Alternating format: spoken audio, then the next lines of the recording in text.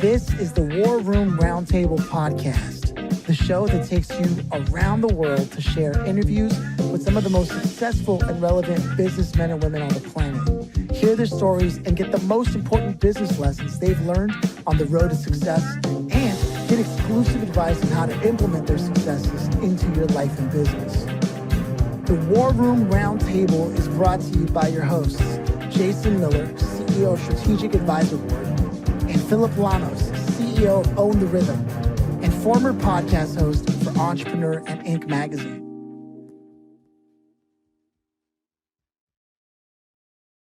Welcome to the War Room. We are pleased to have you here, Ellen. We were actually, before we even hit record, we started getting into something really good. And I think it would be nice to just go into it while it's still fresh in your mind, as opposed to going the way we usually do, because I can ask that later. But first, you said something super important about the 4 different cycles, mindsets that entrepreneurs go through. Please break it down, just because they need to know right away. Okay, cool. So there's a cycle naturally that entrepreneurship goes through if you're going to come out with a product or a service, right? And there's styles that each of us have that we sort of prefer as parts of the cycle. So some people, and this is the smallest percentage globally of people, are what we call generators. Only 16% in North America of professionals are generators. And they're the kind of people that gain their information from experience. So they're out there talking to people, they're noticing things and so forth. And then what they do with it is they use it to come up with ideas. So they've got a million of them, and they're the ones that come in and say, you know what those guys are doing over there? We could do something like that. Why don't we do that? And so, and you know, they keep coming. They're an endless store. And so they'll give you some data and some facts about what they noticed. But then you have to figure out, well, what could this be? What could this mean? And that's where we come to the phase we call conceptualization. And people who are conceptualizers, they're more abstract in the way they learn. You know, they're more the thinker types, and they're the dot connectors. So you bring in all that information and they pull it together and said, you know what I think this means? I think this means we ought to have something that does this. Or I think the strategy we ought to have is this. So they are the ones that create solutions. And what they do with their abstract information is they also create ideas, right? So this is sort of the right-hand side of the circle. But not all the ideas are good. They're just a whole bunch of ways they think the solution could wind up, all right? If you stop there, you have wonderful meetings. People have a great time. They go out and say, this was fabulous, and nothing happens, right? So it's got to move into the next phase, which we call optimization. And people who have that optimization preference, they're also abstract, and they're kind of the thinker types. But what they do with information is they evaluate it, okay? And so now they're taking in the information and they're thinking about what you've had to say, and they're developing criteria by which to judge the ideas, right? So they might have, what resources do we have? Is it the right timing in the market? Will we be first to market? Is there low-hanging fruit? You know, so we decide which are the most relevant criteria for this. And they just want to really get a really good idea figured out that's practical. And then they're great at planning. So who's going to do what? Who's going to take it to the next phase? And they love that part. So we got a plan. We've got people mobilized. And now it goes over to implementation. And implementers are people who are, again, practical experience oriented, and they use their practical experience to evaluate what's going on.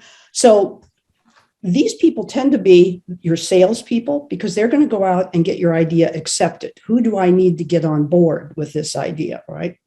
And so they'll adjust the way they present to the people who are there. And then there are the implementers, the part of implementation that involves just getting it done. These are the people who, please give me something to do. Let me check it off my list. let's do it is really sort of we're on it is sort of the mantra of the implementer. And so by the time you get something implemented, some whole new things come up, right? There are new issues with what you've got. So you start the cycle over again. But there's a couple of things. And so if you've got people who are too much on the left side, and we talked about the right side people, let's talk about the left side people. The left side people are really taking what is and improving it, but they're not looking for new ideas. So this is where continuous improvement lives. Somebody once said to me recently, they were using a baseball analogy. And so on the right side, it's sort of like swing for the fences. And on the left side, it's singles and doubles, right? How do we hit singles and doubles? So the risk is and so there's whole industries that are maybe more right side or more left side, right? And so on the left side, when you've got optimizers and implementers, you'll do a lot of things, right? But it may or may not be the right things, or it'll be an improvement, but you won't have brought in the new thinking from the outside. You won't be thinking of different ways of formulating it and so forth. And so those industries typically have a hard time with innovation, right? Now, they may call in a generator because they know they need to move. And I've been in some situations in which so I do selection testing also. And I've had situations where they needed to select the CEO, but the industry, one was construction, was totally optimizers and implementers, and they weren't keeping up with their peers in the marketplace. And so we consciously, with all other characteristics being equal, brought in someone who was a conceptualizer. And it was really interesting because conceptualizers and implementers conflict because implementers just want to do it and they don't want to hear all your ideas about it, right? And they don't want you to stop them until you get the thought just right. And so one of the things we had to do in coaching was to help him stop and ask what we call the central question of value creation. And that is, what choice can I make and action can I take in this moment to create the greatest net value? So it's not just about me and what I want to blurt out or talk about. It's what's really going to serve this situation. And that sort of helped him stop and think. And he said, because if I go to a project meeting and these people are very efficient at how to get this done, and I start throwing out some conceptual ideas, he said, that's a really good way of not getting invited back to the meeting. So there's a place where your style fits, but you can overdo your style. If you don't know that there's a fit, you may miss having all four representations on the team, and then you can have problems. So, for example, I was working with a startup that was pretty far along. They have a really important product to bring to the marketplace for people with who are suffering mental distress. And I got a call, and because the venture capitalist had called me and said, "Why don't you talk to Ellen?" And so I listened to it and I said, "Well, what are the issues you're having?" He said, "Well, we've got conflicts on our team." And I said, "Oh, okay." And he said, "Yeah, we did a personality test and we debriefed that, and that didn't work out so well. So I don't know, I really don't know what to do, but it's really hurting us that people are kind of sniping with each other." And I said, "Well, can you give me an example? Like what would be an example of sniping?" He said, "Well, one of the chief leaders was in a meeting that someone else facilitated, and she really didn't like the way it went and the outcome. So she made that known, and now there's this sort of chilly distance between them." And so as I listened, I thought, this sounds like they don't have a comprehensive process for their problem solving if people are criticizing the process. So I described briefly the cycle and the four different stages and perceptions. And he said, "Yeah, let's do that. Let's figure out what we've got." Because he was now starting to guess what different people on the team were. And so we did. There were only 8 of them. We did the assessment. And sure enough, what we found out, no one on the team was an optimizer. So they were into what you see a lot, and in some cases is important on entrepreneurial teams, is rapid prototyping, right? Got an idea, try it out. Got an idea, try it out. Well, you've just missed 2 parts of the cycle, right? So some of it's going to work, but some of it isn't. And how much resource are you going to put into it? So what they missed was the whole criteria and planning side of it. And once they saw it, it made sense. One of the people had a secondary preference for optimization, but said, look, guys, I don't want to do that for very long if I have to be the one that draws the short straw on this. So a lot of times people in finance, and there are other occupations too, can be optimizers. So what they were going to do was be very careful that the next hire they made into finance also had that optimization preference so that the team would be balanced. And now they're really clear about it. They have their meetings that way, and then they know when they're going to, let's save all the ideas and we're going to put them into optimization later on. So I'm sorry, I'm getting off on. No. This is one of the things I've learned when it comes to podcasting is that when an idea strikes and there's lightning, there's fire, let it run, specifically because it is inspired by the moment. And inspiration is like lightning. You got to catch it in a bottle when you can, because you may have said this a million other ways before, but you never said it the way you said it this time. That's right. And so I wanted to make sure it was recorded, regardless of whether or not it fit whatever predetermined format we had in mind. But with that said, what I think now is going to lend a lot of weight to what you're saying is, if we do ask the questions that we know now, people are going to, that we usually run through the show with, they're always different, but yet somehow the same, right? Sure. But I know that it's going to only emphasize all the information you just laid out, because anyone who comes in on that and hears that is going to be all ears, just like Jason and I were. I mean, it was just valuable stuff. No one should get in the way of whatever you just shared. You know what I mean? So I mean, we just solved the whole world's problems. No, you're entrepreneurs. So how do you relate to the information? What comes up for you? Does it speak to your experience? Jason, go for it, man. It's process, right? Everything has a process. And when you skip the whole process part of it, it's pretty much, you just take process, right? It looks very much the same. We just attach different names, right? So you call it one thing, I probably call it something different, right? So we just put a little bit different names on it. But if you don't have that, it's impossible for you to ever find any kind of success, because you're then just in muddle mode, right? That's what I call it. You're just in that muddle mode, and you're just trudging through the mud every day, trying to figure out, how do I get out of the next pile of quicksand, right? And if you would have just had a process, I wrote this morning on LinkedIn that business plans are garbage. Business plans are for investors and bankers, for businesses to get money. Right? So you've got to, I'm not saying don't have a plan. That's not what I'm saying.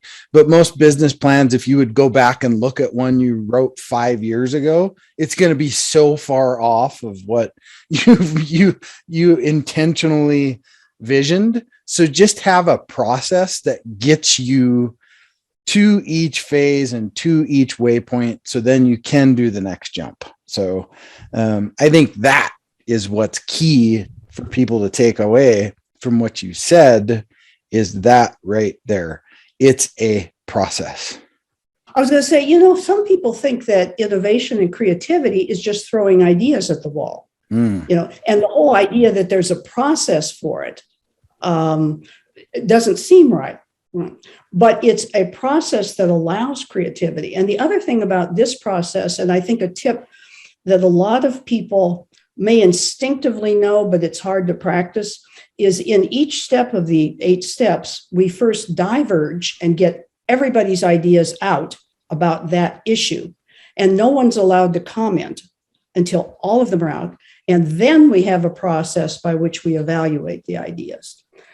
But what happens too often in meetings, and I know you've seen it, I've done it, you've done it. Somebody comes up with an idea and immediately we evaluate it. That's a good idea. I don't think that'll work. This, and so the really good ideas are never going to come out, and people are going to be very careful about what they say because it really doesn't feel safe. And so you've got your foot on the accelerator and the brake at the same time. And if people just knew how to defer judgment, we call it deferring judgment, while they come up with all their ideas and no evaluation. And then afterwards, there's a process by which you can bring them down to the critical few that they want to take on to the next phase of the process. So I think that's one thing. And kind of related to that is the whole idea of killer phrases in an organization. And we have a whole list of what are some of the but that's a good idea. We ought to have a committee for it. We tried that before. We tried something like that and it didn't work. And if that's such a good idea, why hasn't somebody else done it? I mean, there's a million of them, right? Yeah. And so you got to stamp out the killer phrases as well. I see. It's almost like at a fundamental level, anytime someone brings preconceived notions and has made decisions before they've even heard the entirety of a current situation and really taking stock of the whole view, they're making a decision based on limited information, limited input, sort of like being in a relationship and your partner's trying to tell you what they believe is a problem that could solve the dissonance between your relationship. And before they finish, you hear them say something that they're bringing up as a point of reference. And right away, you begin to evaluate and judge that instead of hearing the whole statement, which only serves to hinder the progress of you mending the relationship, right? Exactly. It works in so many places. No, I think it's brilliant. And I want to get behind how someone like you has come to be with a question that I love asking everyone. And I think it's worth asking now is, do you yourself come from like a family of entrepreneurs, consultants, and things of that nature? I came from a medical family. My father was an internist. Now, I guess, I never thought of it this way since you brought it up. He started the first coronary care unit in the state of Iowa. He had a partner. And, he had been out listening to things and so forth, found out about this new thing. And, we would keep his dinner at night warm because he was out teaching people external cardiac resuscitation. So that was, I guess you could think of that maybe. I'd never thought of it in that way.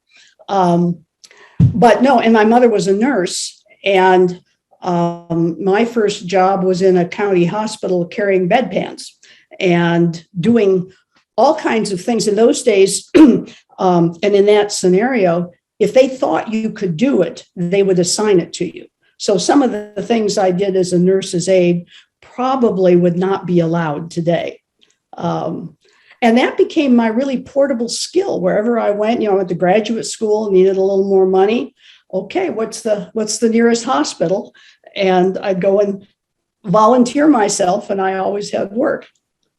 And there's an interesting background to you. I mean, you're literally a clinical psychologist, right? PhD. Right. And yet, while most people would have been happy with just that, you went into entrepreneurship and consulting and helping venture capitalists and businesses all across the world, really, like level up. And it's weird because most people say academics don't know anything about business and vice versa, right? Like there's this little tug of war for the most part. Not that I buy into it, but it is there. So how did you reconcile such a paradox in yourself? Was it just natural to you? Because I mean, you see now we're learning that you yourself had a father who was out there lecturing, right? And your mother was in a field where like you have to know terminology, like you have to know stuff to be in those fields. There's just no doubt about it. And you're growing up in that environment. And you're in school taking jobs, but at what point did you decide, I'm going to do both, or I'm going to go into business? It happened on a soccer field. So my kids were playing soccer. It was November. The parents are all shivering. And so one of the parents comes up, and he had just been downsized, and he knew I was a psychologist and so forth. So he said, "Hey, Ellen, you know what's up? I'm at this outplacement firm, and they've got these great psychologists there." And I said, "What's outplacement?" And so he told me how they helped you find a new job. And I thought, oh, that sounds really interesting. So I started networking, because as a clinical psychologist, one of the things I was known for was giving a variety of tests to help figure out what was really wrong. When it was complicated to figure out, then they would send them to me, and I would give a variety of tests. So I thought, So I went there and got the job as a psychologist career assessor for this global outplacement firm. And about the third time, so it would be me, it would be the person who was sent to the outplacement firm, and it would be their counselor, their strategist. And so I would give the lowdown on the tests, and then they would use that for the strategy. And after about 3 of these, and I was winging it, so I knew enough about my other tests that I just extrapolated, right? And she said, "You're really good at this." I thought, well, maybe and at that time, there was all kinds of things with managed care going on and so forth. And I thought, this is really fun. You don't have to find out what's wrong with somebody. You can help them find out what they're really good at, and that can lead them to a whole different career. So I really enjoyed that. And that made me go I called up somebody from graduate school who had started a firm of psychologists who did organizational development. And I said, "You're the only person I know who's doing this. Can I come talk to you?" Well, a year later, I'm full-time in this organizational development firm. And meantime, I've also, when I was in college, because I have this incredibly Germanic maiden name, Gutenkauf, I had gone over to Germany as a sophomore and gone to an immersion language school. And then right before I came to graduate school, I had an assistantship in the clinical psych department at the University of Munich. Totally, again, through networking. Crazy, a whole story over a beer sometime. But that was really, really fun. And so what that eventuated in, after I left the consulting firm, because I was no longer interested in the day-to-day selection testing. I needed to do something more. And at that point, I'd taken a course in motivational language. And I called around, it was networking, at this global firm where I'd met some of these people and said, "Oh, is he coming to the meeting on coaching?" And she said, "No, he isn't." And I listened to her and I said, "Where are you from?" And she said, "Well, you notice my accent." I said, "Yeah, it's almost like German, but not quite." And she said, "Well, I'm from Sweden, sprechen Sie Deutsch?" So we started talking. She said, "Oh my gosh." She said, "You don't realize in 3 weeks, we have to roll out this frontline leadership program over in Switzerland, and we don't have anybody from our side to do that. You speak good German for an American. Here, let me have you call." So my head at this point is just so the long and short of it is I wound up later on through that experience and some others also doing some work overseas with some consultants in Germany and Switzerland. So that's been another part of this. So I think I think what's always there is looking for something new. And so over the course of my career, it's been like, oh, that would explain something I haven't been able to explain so far. So I'd learn that, and then I would learn another one. So pretty soon I got to the point where there are so many of these that my question to people is, what do you need to know? And then we'll pick out what assessments will get you there. And the same thing happened with coaching methodologies. And what really started interesting me about 4 or 5 years ago, I went to a neuroscience neuro leadership program, and we had breakout sessions on training. And at that point, I was doing some training with a colleague of mine, a German colleague. And this guy next to me talked about Legos in training. I said, "Legos?" Well, turns out he was from Denmark, and he was the co-author of the book, Building a Better Business with the Lego Serious Play Method. So I thought, well, now, does that sound cool? And I said, oh my gosh. if that does what I think it does, then that's a way of getting rid of all the dysfunctional dynamics when people are working together, because they have to do it through their Lego bricks. So I learned that and was doing that, and it's a huge fun thing to do.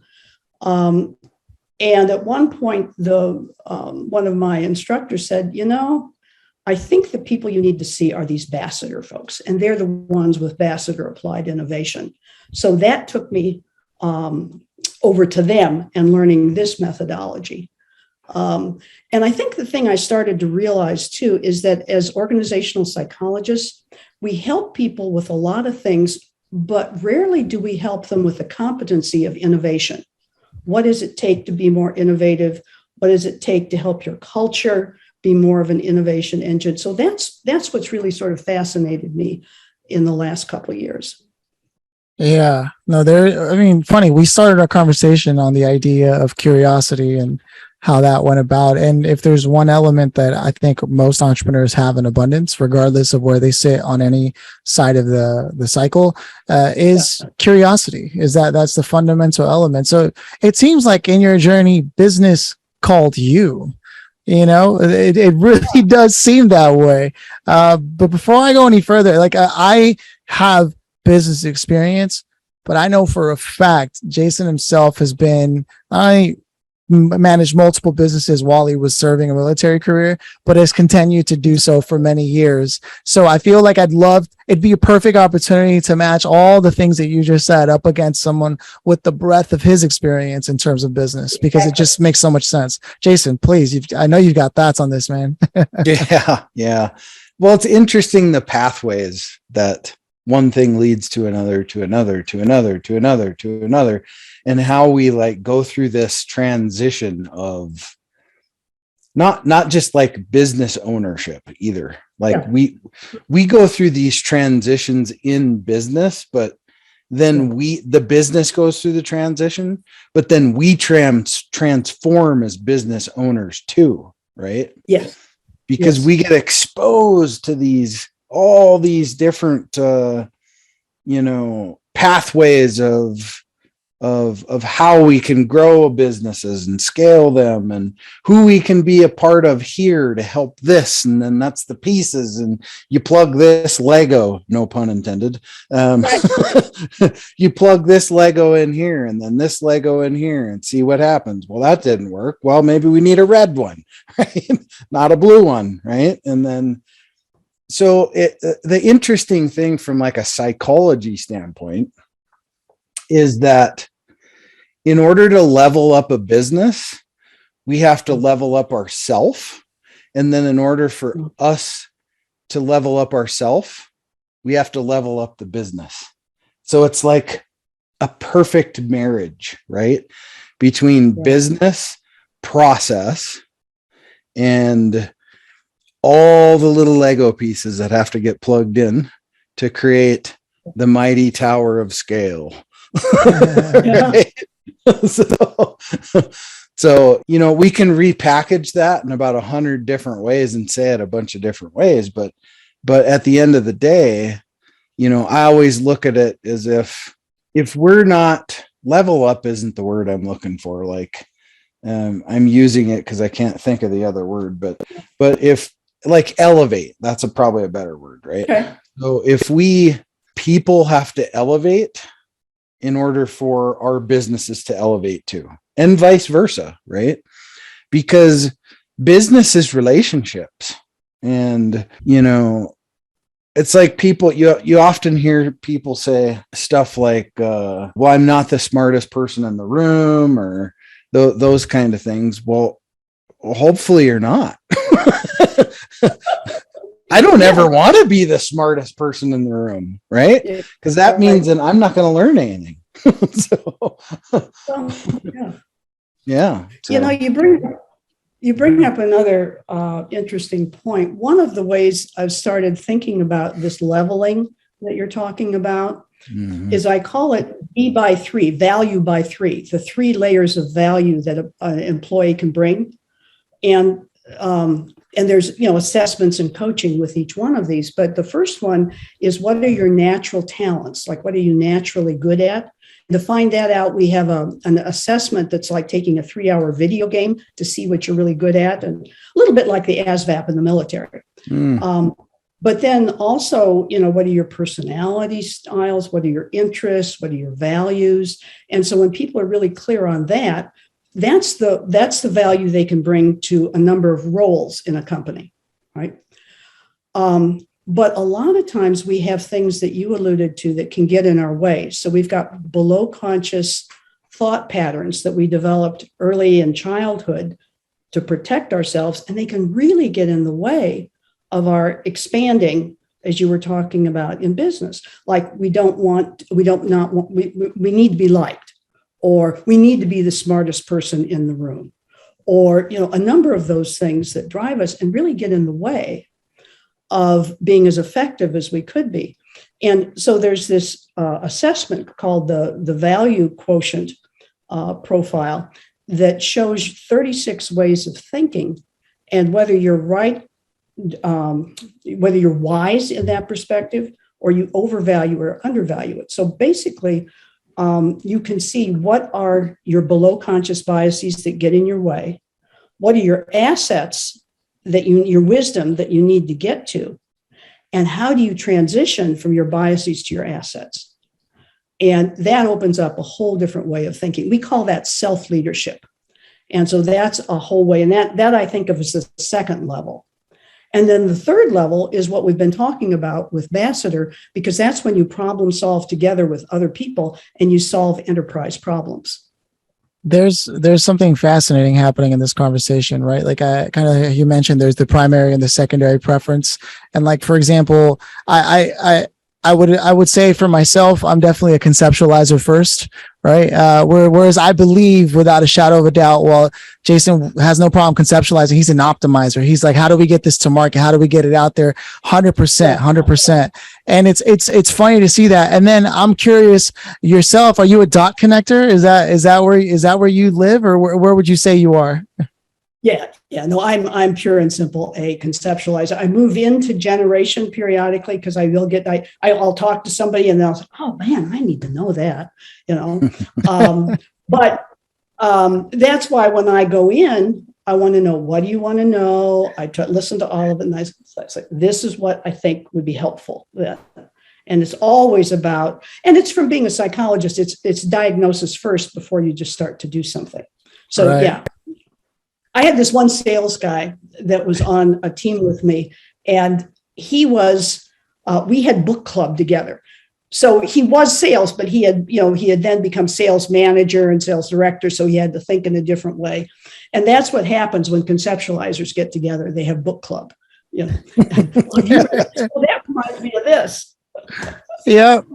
Story of my life. Everything I know is about, let me reach into my bag of things I've read, seen, heard, and how it fits I think it's really interesting to see that, because I feel like there's a reason why Jason and I work so well together, even on this show and what we're doing, is because it's a very complementary side of the table situation. And so that's why I'm so grateful that we had the chance to have you on here, even just to break a lot of that down, because again, it might be packaged a different way, but people need to hear it in different ways to eventually let it settle in. And I believe that you have optimized the explanation of it in a way where it's both fascinating, rich in language, and yet at the same time hard-hitting and to the point, which I know didn't come easy. And I imagine you take a lot of time and effort to make sure you're clear about what it is you're saying and how it relates to what people are experiencing. And I'm not surprised that you do the work that you do. So for me, if you had the chance to go back to speak to your younger self when you were moving around with the bedpans and, trying to figure out where your life was going to go, knowing what you know now about life, what would you have said to yourself when you had no idea what the future held and you were just doing the work that you were doing? Yeah. I used to think that I would tell myself to be more strategic, because clearly I wasn't. I was opportunistic all the way. And yet what I see in people is they try and fix too soon on what they ought to do. And I have to tell them, particularly when I do career work, look, here's some general outlines of what you like. But there are a lot of ways this could play itself out. So have some more experience. I would say continue to stay curious, I guess, which is what I've done. The other thing I would say is don't be afraid. Yeah. Yeah. If you've got it, don't worry about all the dots connect, or if someone else thinks it's a little too crazy, just go for it. I write little parodies for people's birthday parties and so forth too. So that's my other creative outlet. I love it. No, I mean, it just seems like you have the one thing that I see most entrepreneurs who are successful have, and that is boundless energy based off the curiosity that you are just in love with what you're doing. And it's a thing that I see in all entrepreneurs that are successful. That thing that people say, oh, that's eccentric. No, that's just passion for what they're doing. And I see it. It boundless. It's a perfect example. And to add to that, a heavy career in academics that lends itself to reinforce a career in business and entrepreneurship and helping people spot things. Right now, do you yourself often, just out of curiosity, based on what you talk about, do you yourself often partner with optimizers and people who actually push things out? That's the very best thing. The most joy comes from co-creating with a client, right? And if you can find people that help you. Well, I have a virtual assistant, right? And she helps me keep things on track, or takes care of the scheduling, or will help me build the PowerPoints and those things. And she's been just incredibly valuable for the last 15 years. Yeah. I have suspected that I need to. Yeah, go ahead. And my husband's an optimizer. He's a psychiatrist, and so he says our three kids have lots of stories they can tell. But his statement was, if you're a doctor and you're not a little OCD, you're probably not that good. Oh, wow. No, I love it. A few things that I want to get to. Number one is I want people to know, like, do you have your tests available? Is there some, like, how can people get a hold of you to learn more about the stuff that you do and to figure out if they can access some of these assessments, maybe even work with you, all that? Sure. One way is to call me, 314-995-6825. You can look me up on LinkedIn, Ellen L Moran, Ph.D. on LinkedIn. And then my website, Leadership Dialogues. And although I haven't got someone to help me optimize my website, so a lot of the things I'm doing now aren't necessarily there. But you can go to info@leadershipdialogues.com. So those are the different ways to get to me. Love it. Okay. And then before I go on, just in the interest of time, because I have a few things I'm interested in, but in particular, I want to make sure that I also check in with Jason and see where he's at. Should we be rolling out to the grand finale, or because I feel like I could keep talking to Ellen for all day. This needs episode 2. Oh yeah, it's that valuable. We haven't eaten. There's so many things that we haven't talked about that would be fun that I could geek out on a little bit with you if you're interested. Yes. Wind her up and off she goes. Yeah. No, because the stuff that you're talking about, like for me, it's like reminiscent of like Edward de Bono or Alfred Adler, and like being able to understand the moving pieces that aren't necessarily set in stone, and yet at the same time creating a creative boundary through a concept to determine how to organize the pieces together, like at a really abstract, fundamental level. And it's the stuff that I love. Like I didn't even know you could do that in business until just speaking to you, because I'd always suspected if I didn't go down this path of, like, I never wanted to be a life coach specifically because I figured, like, number one, I'm young, right? No one needs to say, we've had this conversation a number of times on this podcast about these 19-year-old life coaches. It's not a thing, you know? And I always wanted to go to school specifically for that. I didn't get a chance to, but it's never too late, but I definitely, it's like takes a long time to get certified and be a clinical psychologist, But there are coaching programs that are rigorous that don't require you to have an advanced degree, and you can still be very helpful to people. So the one that I talked with you about the understanding your biases and your assets, that's called axiogenics. And you can find it on the web, axiogenics.com. And we have a number of people certified in that. We have CPAs. They use it in their business to help their clients. We have people from, a number of life situations, professionals.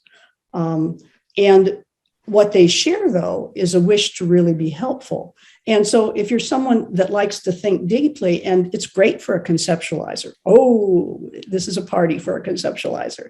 So don't think that you need to get a really advanced degree necessarily.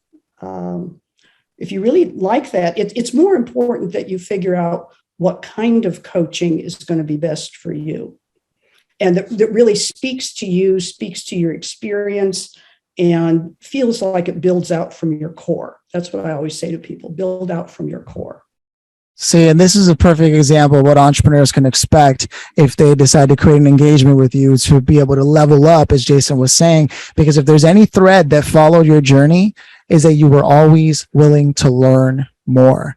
You were a lifelong student, and that in itself makes you more and more valuable to more and more people. And that's, at the end of the day, what entrepreneurs are here to do, is to be more valuable to more people.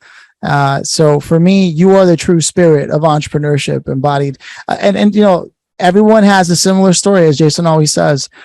Yours is a really fascinating one, where you were just hungry for more. And I have a feeling, just having a conversation with you, you're just getting started, aren't you? Yeah. Well, I got a few other fascinations to take care of too, which is 7 grandchildren and 3 children. So There you go. Right on. Other people are thinking about maybe stopping. I'm feeling like I'm just coming into my prime. That's what I'm saying. Entrepreneurs have that in spades. Whatever you think you knew about them last week when you talked to them, you don't even know what's coming up this week and what they're working on. And that is what entrepreneurship is about. That's that hunger. Before I go to the grand finale, and I hesitate to do that because I know we're going to need episode 2 for this, I want to check in with Jason and just make sure, are we good on that? Yeah, I'll just say I tried retirement 3 times, didn't work any of them. So there you go. My husband, who still goes down, he said, "Why would I want to stop being a player?" Yeah, there you go. Yes. He loves what he does and is really good at it. So he said, and he sees people around him who retire, and he said, "Why would I want to do that? Why would I want to stop being a player?" And someone told me that the thing about business is, it's the one sport you can keep playing as long as you can stick and move. That's it. That's right. Which, so true.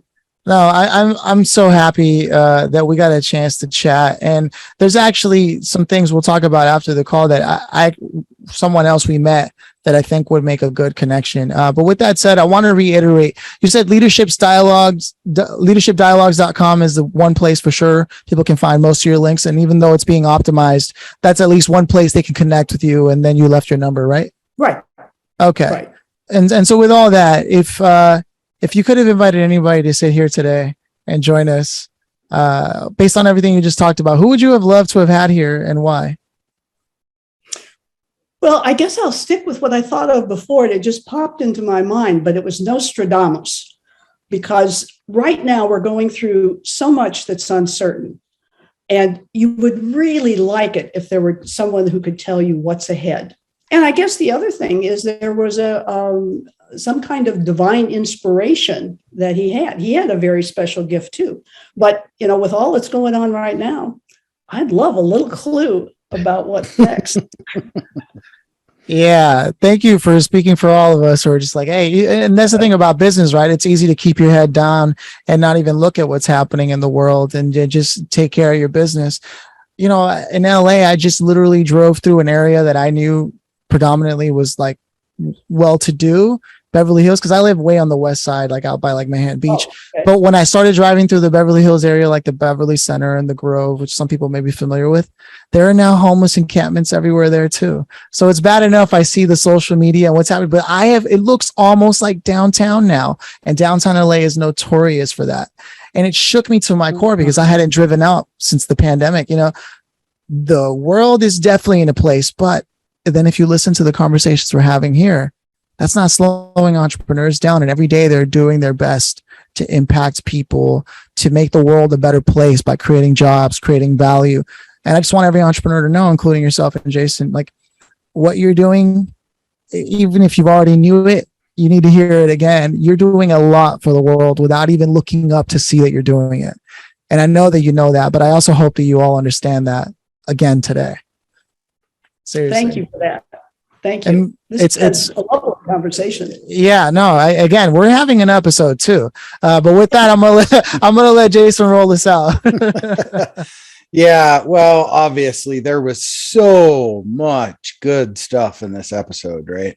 I mean, if you didn't take something out of that, you're a moron. It's just for sure. You just weren't listening, I guess. I don't know. But there was a lot of really, really good little chunks of things in there that anybody could take and apply right now today and make an impact. So hopefully people were listening. Thank you so much for sharing, just leaving it all out on the field here today with us. And it just never ceases to amaze me, the energy that people bring to this show.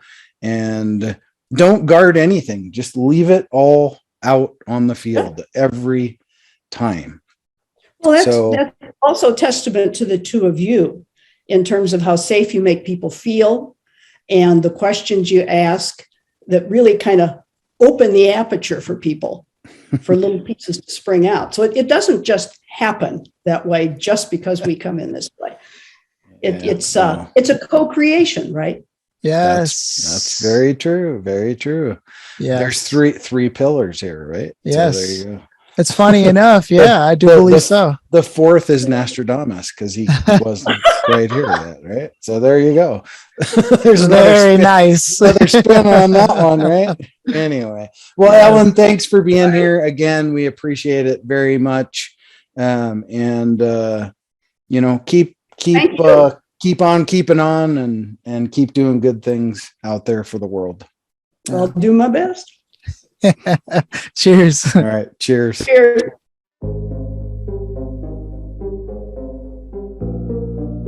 Thanks for listening to the War Room Roundtable with your hosts, Jason Miller and Phillip Lanos. Please leave your feedback and visit strategicadvisorboard.com to get the latest and greatest business advisement on the planet.